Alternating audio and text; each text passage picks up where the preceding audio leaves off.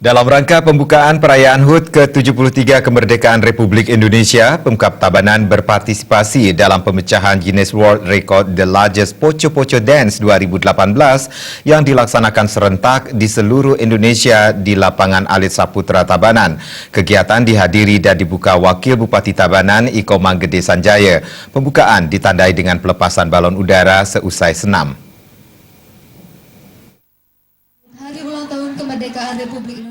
Kegiatan senam poco-poco diikuti oleh ribuan orang yang terdiri dari berbagai kalangan masyarakat. Pemecahan rekor ini diinisiasi Kemenpora bersama Federasi Olahraga Kreasi Budaya Indonesia (FOKPI) dengan tujuan untuk menunjukkan kepada dunia bahwa poco-poco merupakan olahraga Indonesia serta mengenalkan aset olahraga tradisional dan senam kreasi asli Indonesia.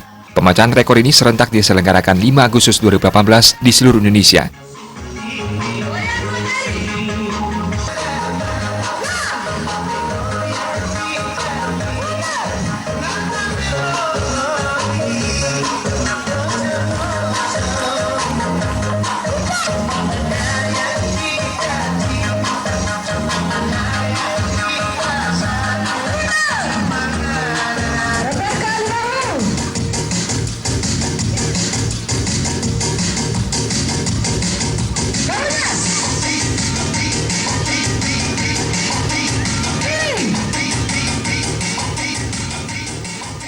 Seusai mengikuti senam, acara dilanjutkan dengan jalan santai.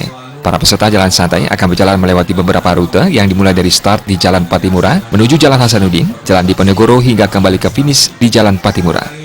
Wabub Sanjaya mengapresiasi penyelenggaraan kegiatan, meskipun cuaca kurang mendukung, para peserta tetap bersemangat. Jalan sehat, saya hitung dengan hitungan 3. 1, 2, 3. Sementara itu, Koordinator Kegiatan Putu Marso menjelaskan dalam memeriahkan perayaan HUT ke-73 Kemerdekaan Republik Indonesia, Pemkab Tabanan juga mengadakan serangkaian kegiatan dan lomba-lomba. Persiapan semua kegiatan sudah dilakukan dari bulan Juli. Humas Tabanan melaporkan.